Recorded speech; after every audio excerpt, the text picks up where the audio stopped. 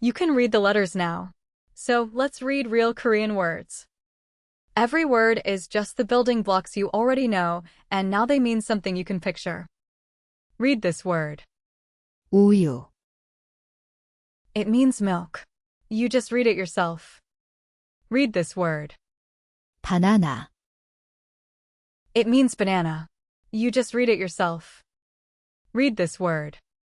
나무, It means tree. You just read it yourself. Read this word. 모자, It means hat. You just read it yourself. Read this word. 오리, It means duck. You just read it yourself. Read this word. 가방, It means bag. You just read it yourself.